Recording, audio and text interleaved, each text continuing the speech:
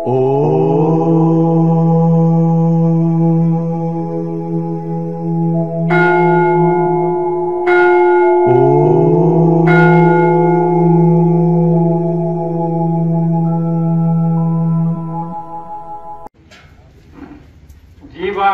వివరోని తావు తెలియుమా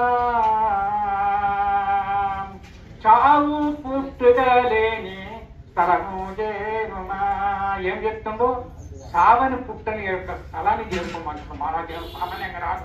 ఈ మానవ జనం వచ్చిందంటే ఒక్కసారి విచారణ చేసుకోవాలి. విచారణతోనే జ్ఞానం కలుగుతుంది. చావు పుట్టుదలేని స్థలము చేరుమా. అన్నలెందరూ తమ్ములెందరూ ఎన్నగా తల్లిదండ్రులెందరూ కన్న పార్టికయ్యేల జన్మముకున్న ఏ జీవమను జీవానామనని భావించి వినువా. చావు పుట్టుగా లేని తరము చేరుమా.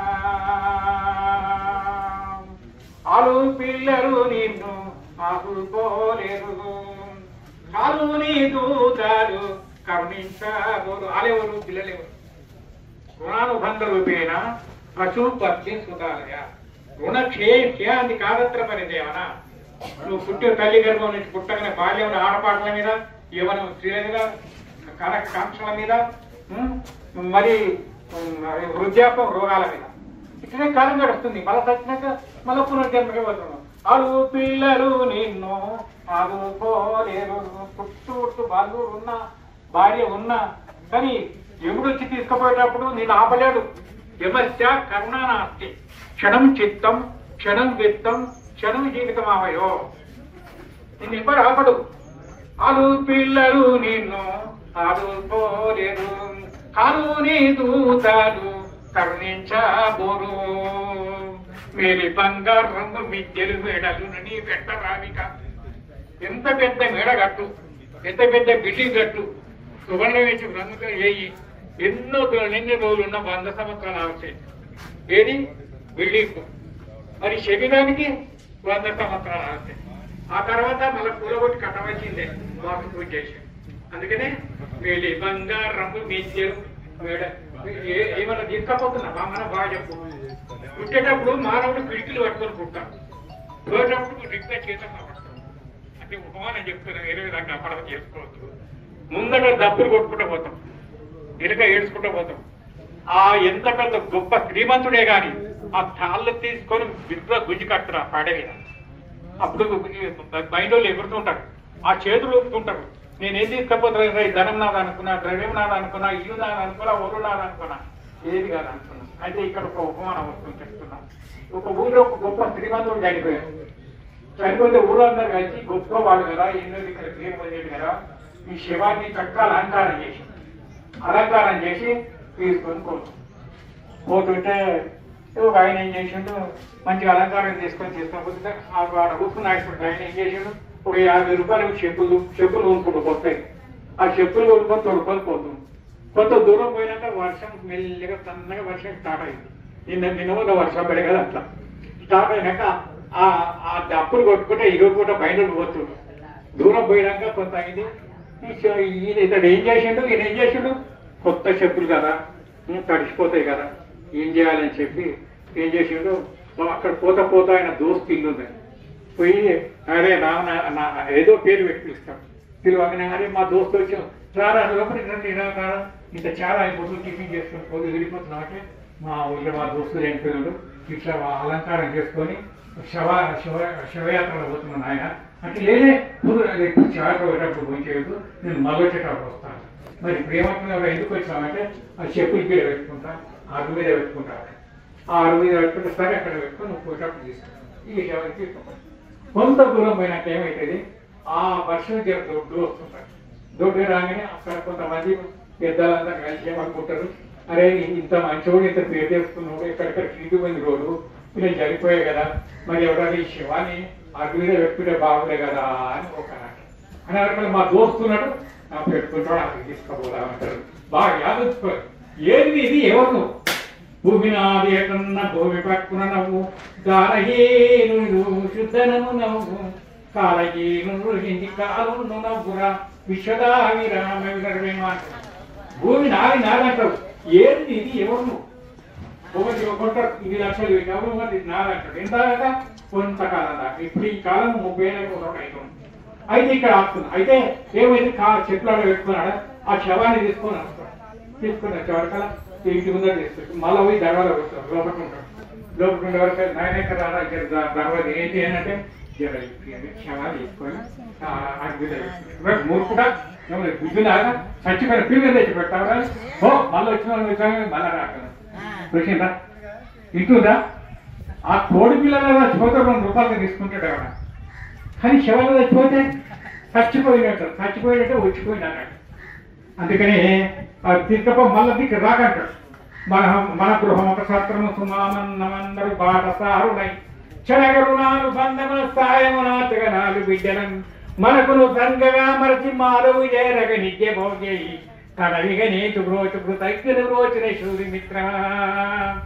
భార్య ఎవరు పిల్లలు ఎవరు బంధువులు ఎవరు అంత పూర్వజం అప్పులో ధనము ధనంబని కలువరించెదము ధనము నీకు బంధనమగురా ధనము వలనని చావు గోరుదురు కనయుల కంచని నమ్మురా కొడుకులు అంటుకుంటారు ఈ ముసలుడు ఎప్పుడు చచ్చిపోతారో ఉన్నదా అతను చేసుకున్నట్టు కాలం నడుస్తుంది కదా మీరు చూస్తారు కదా ప్రాణవాయువు ఉన్నంతవరకే నిన్ను బంధువులరయుచు నుందురురా ప్రాణము పోయిన వెనుక భార్యయే పట్టి చూడ భయమందునురా ప్రాణం ఉండి మంచిగా ఉంటేనే నిన్నంతా చూస్తారు కానీ ప్రాణం పోయినాక ఎవడు దగ్గర కూడా ఆటల పాటల బాల్యము గడచము ఆపై యౌవన మగ్గునురా చిటికి మాటికి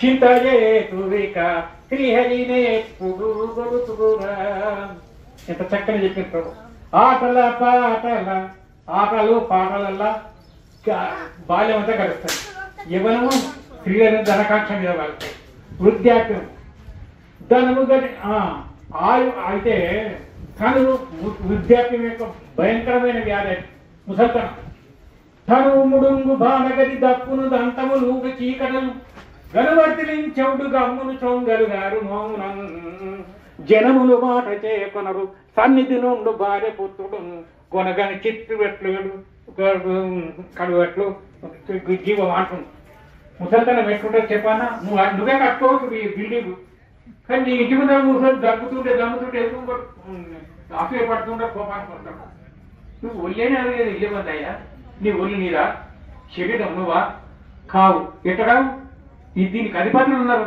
కళ్ళకి ఎవరు అధిపతి సూర్యుడు చెవులకి అధిపతి దిక్పాలకుడు వాక్కి అధిపతి సరస్వతి చేతులకి అధిపతి ఇంద్రుడు కాళ్ళకి అధిపతి విష్ణుమూర్తి ఎవరు నువ్వు ఆ పరమేశ్వరుడి అంశం పంచభూత ఆకాశం వాయువు అగ్ని జలము పృథివీ ఎట్లా ఆకాశం నుంచి శబ్దం పుట్టింది ఇప్పుడు మనం మాట్లాడే మాట ఆకాశం ఉండే పట్టిన శబ్దం మాట్లాడి మీకు వస్తుంది మీకు ఆత్మనాకాశ ఆకాశ వాయు అగ్ని అగ్ని జలగని దప్పులు దంతవులు చీకలు గనువర్తిలించవుడు దంతవులు ఉడతాయి కళ్ళు నిలబడాయి దంతములు కంచెములు గలుగారు మోహనం ముఖం నుంచి దొంగలు కాస్తుంటాయి కొడుకునే అంటావు విద్యార్థి ఇస్తారా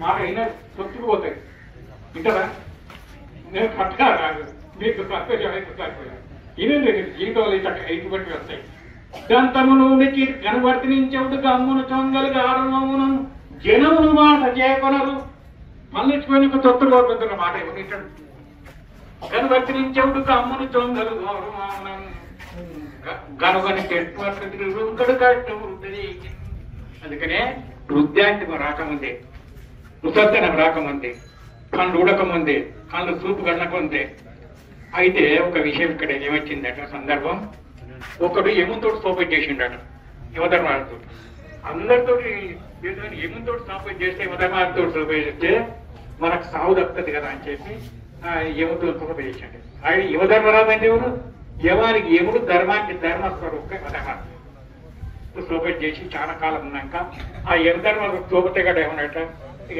యమధర్మ తన లోకానికి పోయేటప్పుడు నాయన నేను ఇప్పటి నుంచి ఈ పుణ్యకారం రామ కృష్ణ శివ నారాయణ కేశవ అని ఎంత అనుకోవాలి. ఇప్పుడు నేను మంచుకున్నా యుక్తవతులను మంచిగా భోగాలు అనుభవిస్తానని అన్నాడు. మనిషికి 3 వస్తాయి, యోగి భోగి రోగి, ముగ్గురు మేల్కుంటారు. యోగి యోగాభ్యాసంతో కాలం గడుపుతాడు, భోగి భోగాలతో కాలం గడుపుతాడు, రోగి రోగాలతో అనుభవిస్తాడు. అర్థమవుతుందా?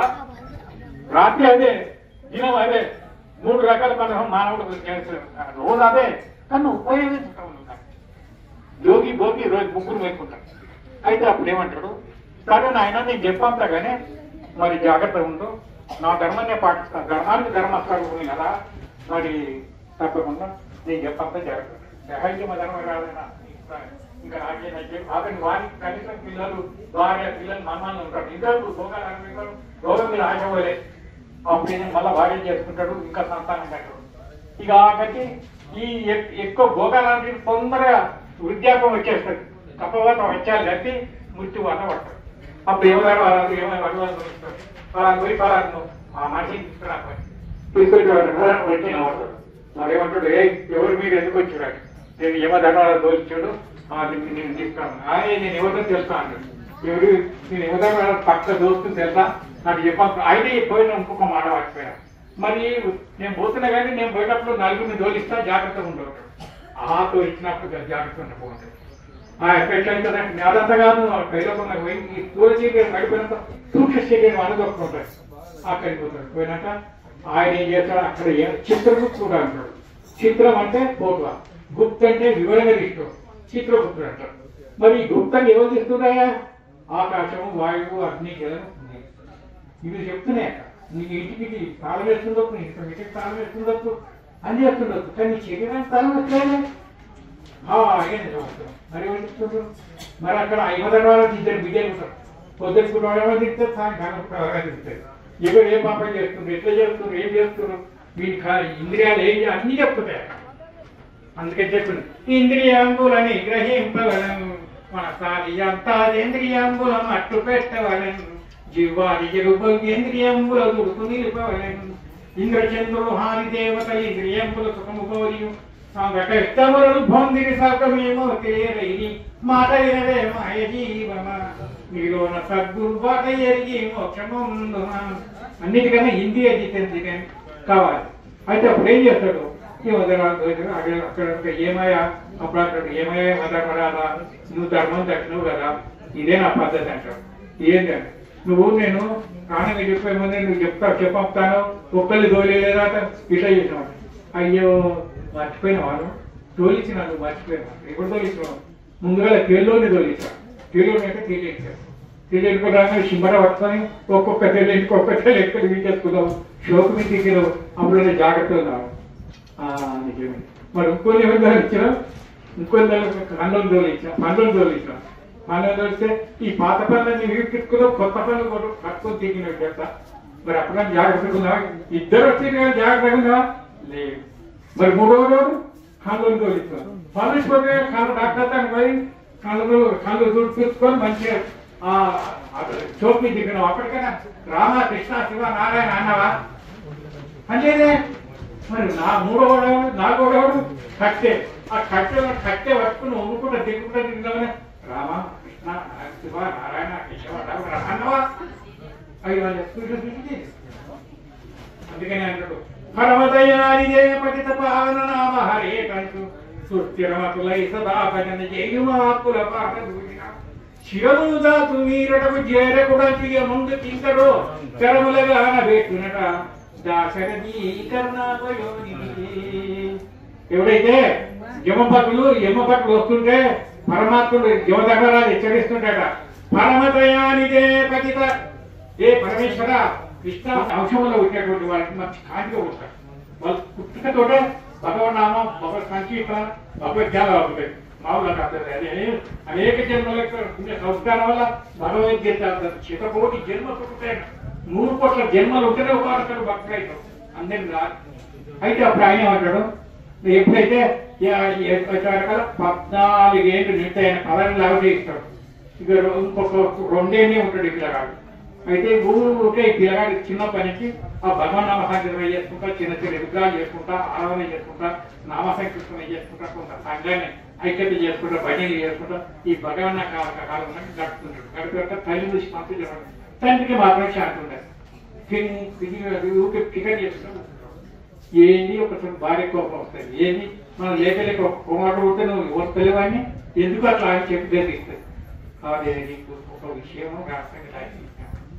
ఏదే దాచిపెట్టినావు భార్యకి చెప్పిన విషయం ఏమంటే నువ్వేం దాచిపెట్టినావు, ఎందుకు నువ్వు ఇట్లా నువ్వు కోరుకుంటున్నావు అంటే కాదు ఇంకొక 2 సంవత్సరాలు అయితే మన బాలుడు ఉండడు వెళ్ళిపోతాడు అక్కడ అప్పుడు అంటారు అసలు అట్లా నాకు ఏంది ఎందుకంటే పరమేశ్వరుడు ఇచ్చింది గంతే అవద్దు చెప్తుంటూ నీకు చెప్పాలంటే ఇదొక దాస్తున్నాడు. ఆ పరమేశ్వరాన్ని ఈ గుణ కులవడి పెట్టుకుంటాడు. పిల్లగాడు ఎత్తుకుంటే వస్తాడు. కానీ అమ్మ నాయన ఎందుకు పెట్టుకుంటాడు ఇట్లా అంటే నాయన విద్య ఇంక 2 సంవత్సరాలు బతుకు 2 సంవత్సరాల తర్వాత ఉండవు నాయన నువ్వు వెళ్ళిపోతావు అక్కడ అయ్యి. కానీ ఎప్పుడైనా జనం పునర్విజనం పునర్విజయాన్ని జగన్ ఈ సంవత్సరాలే పోతుంది అని చెప్పి ఎప్పుడైనా పుట్టినజీవి తప్పదు పెట్టబెట్టి మానవుడికి 100 సంవత్సరాలు అవ్వదు కదా నాకు తప్పదు ఇప్పుడు అందరూ పరమాత్మ జ్ఞానం లేదు నాయన నేను మేము బతకలేమని ఏడుస్తుంటాడు. ఏడుస్తున్నారు అప్పుడు నారాయణ వస్తాం. ఈ యొక్క విషయం ఎందుకంటే ఒక ముఖ్యమైన రహస్యం తెలుసుకోండి. అయితే నాలుగు వస్తుంది. నాలుగు వచ్చి ఏ కథ అంటే కథ కానీ నాలుగు ఏం చేయాలని మేము ప్రసంగించామంటే అక్కడ ఒక ఉన్నదమ్మగారు ఏం చెప్పంటే ఎవరు లేని ఈ పిల్లగాడు సాక్షి దానం పెట్టాం విన్నావా చూసాక నమస్కారం వల్ల సంస్కారం బలపడుతుంది. సర్వదేవ నమస్కారం చేసిన ప్రతి వారికి నమస్కారం చేయాలి. నమస్కారం ఏం నడుచుకోవాలి పిల్లలకు సాక్షి నమస్కారం గురువులకు విన్నావా. అయితే అప్పుడు ఏం చేస్తాడు ఈ పిల్లగాని చెప్తాడు ఎవరు వచ్చినా నమస్కారం చేయాలి కదా. ఇక అక్కడికి సప్తమహాభిషులు వస్తాడు. ఎవరు వచ్చినా సాక్షంగా నమస్కారం దీర్ఘాయుష. అయితే మహాత్ముల వాక్కు ఒట్టిగా పోదు. మనసు వాక్కు ప్రాయం గిరముతాడు. వాక్కు అయితే వాక్కు పున్న పదం వాడి కత్తికి లేదు. మారగలడు మనిషి మాట వలన జార వలదు నోరు జాగ్రత్త శబ్దంలో కొంత శక్తి అన్నమాట. కొందరు ఇష్టం వచ్చినట్టు మాట్లాడకూడదు. వాక్కు సన్నివేశం చేసుకోవాలి. అయితే అప్పుడు ఏం చేస్తారు సాటంగా పోయి దండం పెట్టిన వాళ్ళు దండం పెట్టుకుంటే అందరికీ దండం పెట్టుకుంటే వారి కదా అక్కడ వశిష్ఠుడికి దండం పెట్టబోతాడు. నాకు దండం పెట్టకూడదు. వశిష్ఠుడు నాకు ఎలా పెడతాం చిన్న అబ్బాయి నవ్వుకుంటా సంతోషం గురించి దండం పెట్టుకోడు. మీరు ఎందుకైనా నమస్కారం తీసుకుంటలేరా అని అసలు ఆయన అంటాడు లేదు మీకు తెలియదు నీ వాక్కు వ్యర్థమైపోయింది. పరమేశ్వరుడు ఇచ్చిండు ఆయనకు 16 అవుతే ఇక్కడ 2 ఉంటుంది మీ వ్యర్థమైపోయి అయితే నా తపస్సు ఫినిషింది కదా ఎట్లా అని బాధపడి ఎట్లా చేద్దాం ఏంటంటే సరే బ్రహ్మదేవతానికి తీసుకపోరా అప్ప. బ్రహ్మదేవుడు ఏమంటాడు వస్తుంది తప్ప ఆయన బ్రహ్మ ఎప్పటికీ ధ్యానం ఉంటాడు కదా ధ్యానం కాబట్టి చిన్నపిల్లగాడు దాదాపు పెద్ద పోయినప్పుడు ఆయన పాదాల మీద తల పెట్టి దండం పెట్టాడు. దండం పెట్టి దీర్ఘాయుష 3 సార్లు అంతకాల ఒక ఫిట్ పరాకుడు చూడాడు. అయ్యో బ్రహ్మదేవం అయిపోయింది పైన వీళ్ళు అంటారు అనవక్కడ ఏంది ఆ పిల్లలంటున్నదే 16 అవచ్చు దీర్ఘాయుష 3 సార్లు నేను బ్రహ్మదేవుని అవసరం వచ్చినట్టు నా యొక్క విజయ్ తలకింద అవుతుంది. ఎట్లా చేద్దామంటే వీళ్ళు తపస్సు చేపిస్తున్నాడు. అప్పుడు ఏం చేస్తారు శివమంత్రం పంచాక్షరి మహామంత్రం ఉపదేశించారు.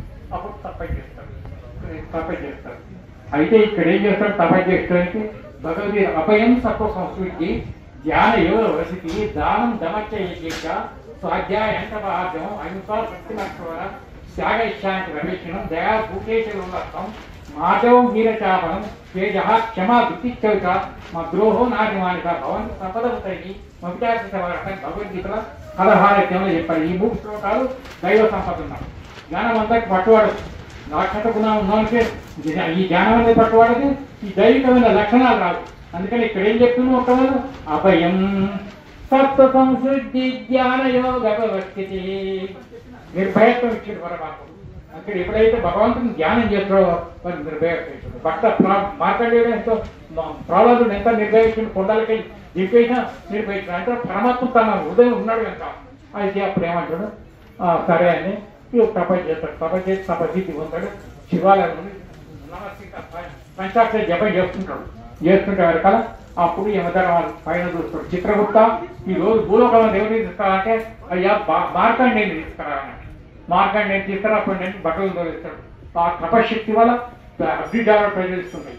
ఆ స్వామి సామాన్యుడు కాదు, ఆ భక్తుడు మహా జ్ఞాని అంత ఆయన పోయి వీలు కాదంటే సరే నేనే పోతాను. ఇప్పుడు ధర్మరాజు ఎదుగుతాను వస్తాం, వచ్చి దానకాళ్ళు ఆడతాడు. ఇది రే మార్కండేయ నడు, నీ అవసరం జరిగిపోయింది వెళ్ళి నడు అంటాడు. అంటే నేను రానంటాడు. నాకు అరవై నీకెంత నిర్భయపడా, నువ్వు నడు అంటాడు. నేను రానంటాడు. అప్పుడు ఏం చేస్తాడు, కళాపాష ధర్మదేవత ఉల్టా పడేస్తాడు. పడేసేవారు ఈయన లేవని తప్పి ఏం చేస్తాడంటే చెప్పు కాలు దొరుకుతుంది లోపలికి వదలడం మాన్యంలో పోయి ఏం చేస్తాడు, ఆ కాలపాషకి ఇసివేస్తాడు. ధర్మదేవత ధర్మదేవతకి అప్పుడు ఆయన గడ పడుతుంది. అది ఎక్కడ కైలాసంలో పడుతుంది. కైలాసంలో పడక కైలాసం మొత్తం ఉంటుంది.